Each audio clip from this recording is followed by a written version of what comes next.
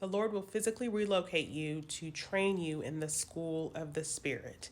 Again, the Lord will physically relocate you to train you in the school of the Spirit.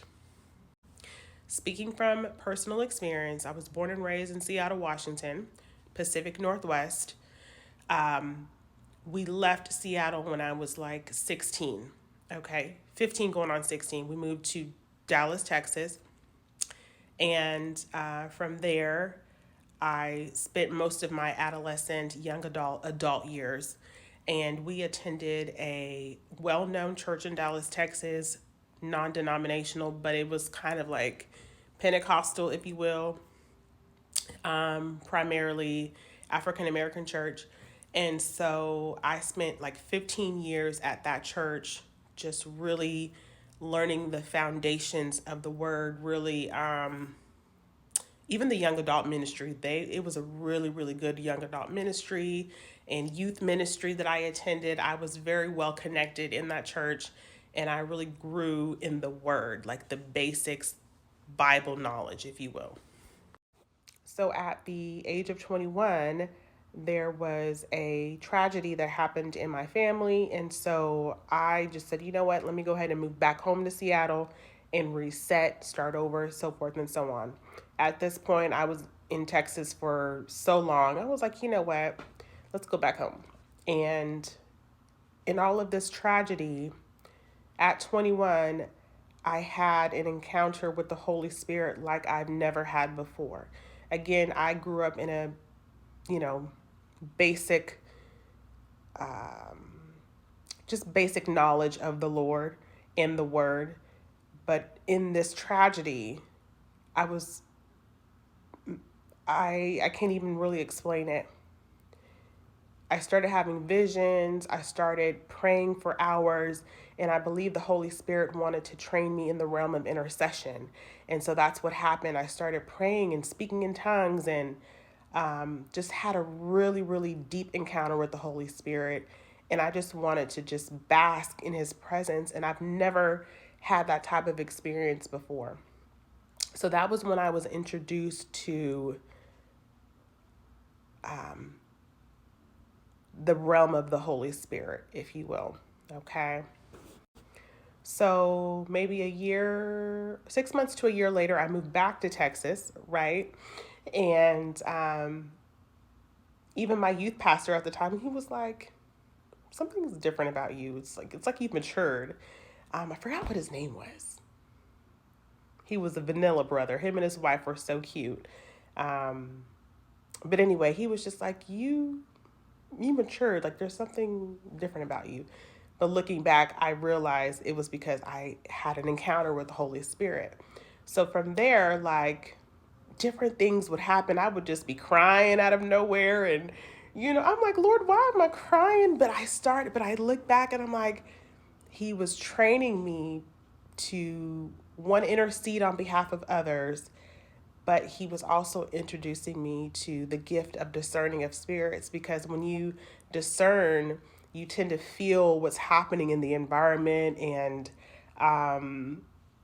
yeah, so it's just so exciting. Like from the outside looking in, they're like, this girl is just bouncing around back and forth. She's unstable. Where's the stability? So forth and so on. But God knows exactly what he's doing. And a lot of times he will use tragedy and pain to bring out the gifts that are lying dormant within you. Hello, somebody, right? You may feel like you're just going through all of this chaos, but that's the Lord's specialty. Like he operates in chaos. He operates in, you know, the storms of life, right? When they were on the boat and the winds and waves started acting, you know, out of character, and Jesus was just like, peace be still. Like what y'all mean? Like, I'm asleep. I got this. I'm with you in the storm. And what I'm saying is, usually like 9 times out of 10, if you're dealing with tragedy, that's where God is going to do his best work, and he's going to bring out another, what is it? Like the Avengers, the stone. You know what I'm talking about? Like, it's like boom, another stone came out. Like, let's go. Another superpower is being cultivated within you, right? So, boom, gift of intercession, gift of discerning of spirits. I started having visions. And then, more tragedy happened in my life, okay? Um, like I said, I've been divorced a few times and lost my father tragically, then found out that he wasn't even my daddy. Hello, somebody. Dealing with just all kinds of stuff, okay? But this is the kicker, okay? So anyway, I'm back and forth, Seattle, Dallas, Dallas to Seattle. Then this last time, the Lord moved me from Seattle to New York City. All right. This is where I was introduced to witchcraft, sorcery, divination, right? So if you're called to the deliverance ministry, if you're called to heal people in any way, shape, or form, if you've dealt with a lot of brokenness in your life, and if you've needed healing in your life, it's probably because you were called to heal and deliver others out of the kingdom of darkness, okay? So he had to move me from Seattle, which Seattle, Washington is very liberal. There's a lot of witchcraft and stuff. So I was introduced to a little bit of it, but I was really introduced to witchcraft in New York City, okay? The level of warfare that I experienced from 2023 to 2024 was just like, what in the world is going on here? From the outside looking in, it would seem like, oh, there's nothing going on. But I'm telling y'all, I was like fighting stuff every single night. I was up warring for hours from midnight to like 2 in the morning. And then sometimes he'll wake me back up at 4 and then 6. And I'm telling you, the stuff that I was fighting, y'all, ma'am or sir, listen, I didn't know there was witchcraft and divination in the church, okay?